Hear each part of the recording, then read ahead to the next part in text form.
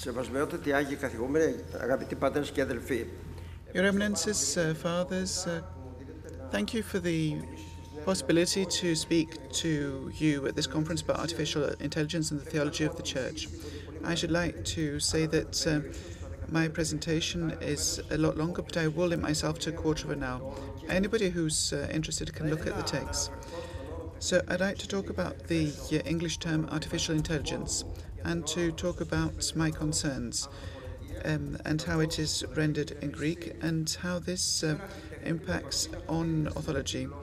Today, the English term is artificial intelligence and is rendered in Greek as technική νοημοσύνη, artificial understanding. We have to see the exact meaning of the English term artificial intelligence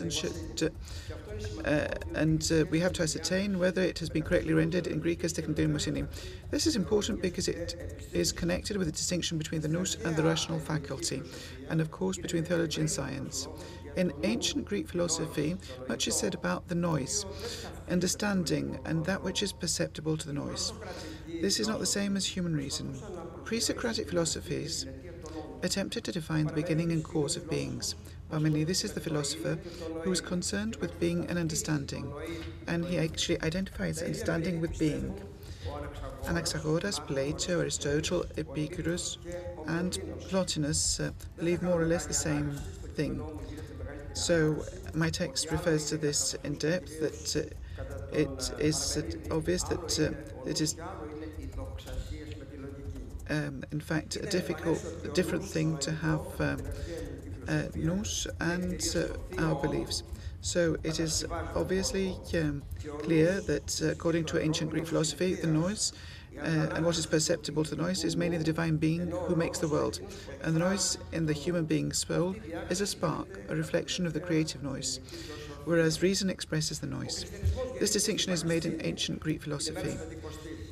Christianity was born in Palestine on the day of Pentecost, and as would be expected, the Jews were the first to be drawn to Christianity. Therefore, the terminology comes from the Old Testament, the tradition of the prophets of the Old Testament. This tradition refers to man as being in the image and likeness of God, and having a heart and noise. The center of the human being is the noise and the heart. By contrast, in the Hellenistic world, the dualist perception of soul and body prevails, and the belief that the soul is immortal by nature. According to Father John Romanides, the idea that an immaterial soul exists, which is by nature rational and immortal, is unknown to the Hebraic tradition. The intellectual activity of man is not to be found in an immaterial soul, but rather in the body. Thus, in the Old Testament, as well as in the Gospels, the kardia, heart, is the center of human intelligence. Also, St. Gregory Palamas, evidently following Aristotle, as we saw earlier, refers to the division of the soul and writes that human beings have a noise and sense of perception, and between these two are imagination, opinion, and mind. Defining what mind is, he writes, the mind is always rational and comes eventually by means of a gradual process to opinions in accordance with reason. Of the noise, he writes, the noise, by contrast, has no organ, but is an essence complete in itself, able to operate independently. The nous is the image of God. It knows God and becomes God. How much greater is the noise than the heavens? It is the image of God, knows God, and alone of everything on earth can, if it wishes, become God, exalting the humble body at the same time. The noise is a faculty of the soul that is different from the rational faculty. And when it departs from God, it becomes either like a demon or a beast. A noise far from God becomes either like a beast or a demon. So we find the distinction between nous, reason, and heart, and we find it throughout the patristic tradition. The distinction and difference between nous and reason passed into the Latin language. The nous was rendered as intellectus, and the mind as ratio. Thus, there is a difference between intellectus and ratio in Latin. When the term intellectus was translated from Latin into English as intellect, and the term intelligentia was translated as intelligence, initially these words had the same meaning as the Greek words nous and noimosini respectively. Today, however, in everyday English, they do not have the same meaning as nous and the noetic faculty intellectus in Latin. Instead, both intelligence and intellect are identified with cleverness and smartness. The Latin word ratio is translated into English as reason and rational faculty. That is why Father John Romanidis, when speaking about the nous and distinguishing it from the rational faculty, used the terms noetic faculty or nous in English. The translators of my books into English do the same. This confusion between the two words is evident in the use of the term τεχνητή νοημοσύνη today for artificial intelligence. This term should surely be understood as artificial cleverness, τεχνητή ευφυΐα in Greek, and not as artificial understanding in the ancient philosophical and patristic sense of the word noimosini. The term artificial intelligence refers to thinking machines that attempt to imitate the human brain, which thinks and analyzes the information that it possesses. The fact is that these machines do not think, but they do instantly analyze data based on their learning models. This illusion is, however, sufficient to make us believe that the time is approaching when a machine will surpass human cleverness.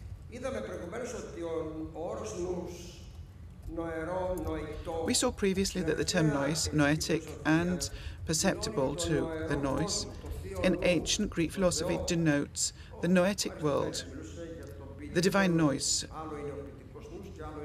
Aristotle talked about the divine nous, which is different from the passive nous, but also it is the noblest part of the human soul. In orthodox terminology, as we also saw in philosophy, the nous differs from reason and the rational faculty. According to Saint Maximus the Confessor, a pure nous sees things correctly. A trained reason puts them in order. According to Saint John of Damascus, the divine image in human beings refers to the nous and self-determination. In fact, angels are noetic spirits, and the human nous, being in God's image, is the image of the ineffable glory.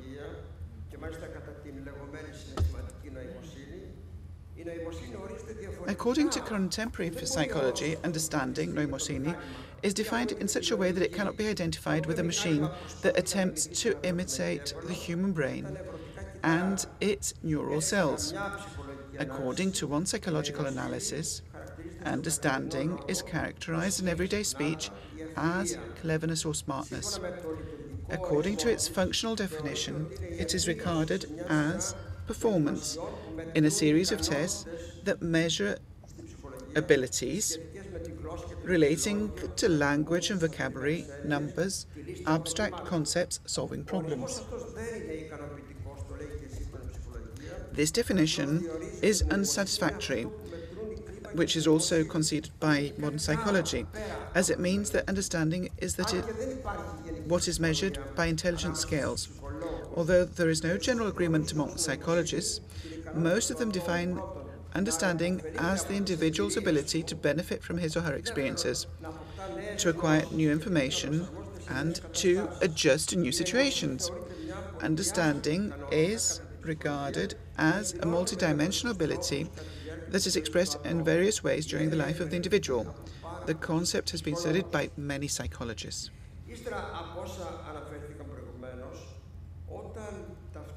As a consequence of everything mentioned earlier, When the terms nous and understanding, noimosini, are identified with the rational faculty, many problems arise in Orthodox theology and its relationship to science. Because a distinction is made in Orthodox theology between the nous and the rational faculty, and by extension between understanding and erudition, theology does not conflict with science. We know from the entire Orthodox tradition that through the nous, the noetic faculty of the soul,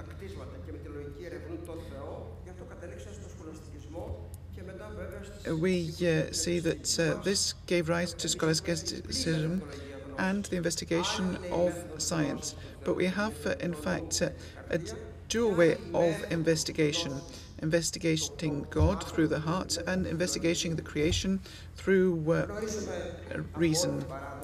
We know from the entire Orthodox tradition, as said, that through the nous, the noetic faculty of the soul, which is purified and illumined, human beings come to know God and participate in God's uncreated glory. On the other hand, through reason, the rational faculty, they relate to the creation, investigate the creation, and learn what can be known about the world. This is how science develops, and therefore no conflict between theology and science exists, as they use different methodologies. By contrast, scholastic theology in the West, 11th to 13th centuries, identified the nous with reason and has a single methodology. That is why metaphysics came into conflict with science during the Age of Enlightenment. In this sense, it is essential today to make a distinction between understanding, on the one hand, and cleverness and reason on the other, to ensure that we neither ignore the way to communicate with God, nor lead distinctly one-dimensional human and social lives. Human beings live in a world perceptible to the senses, and they use the elements of the world, but they also need to satisfy their noetic faculty and to be in communication with God. In this way, they avoid being one-dimensional and do not become servants of things, but put everything to good use as rulers over the earth and not as servants and subjects. They also acquire knowledge of God through the nous.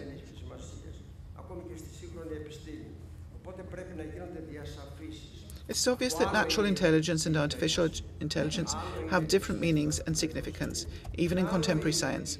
Clarifications are therefore necessary, as rational intelligence is therefore different from emotional intelligence, and artificial intelligence different from both. This means that we should not confuse terms, but make them clearer. We should therefore define the current Greek term for artificial intelligence, techniti noemosini, artificial intelligence, as techniti, artificial cleverness. In my opinion, this should be a basic proposal of this theological conference, which is supported by the monastery of Vadopedi. In that monastery, on the holy mountain, they speak of the illumination of the nous, which acquires knowledge of God and is different from the rational faculty. We should therefore refer in Greek to techniti, artificial cleverness, and not to techniti noemosini, artificial understanding, to avoid altering Orthodox theology.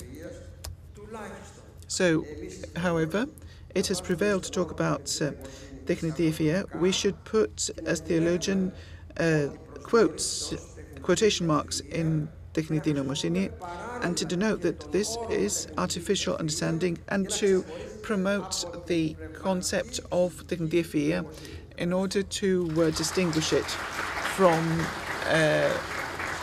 that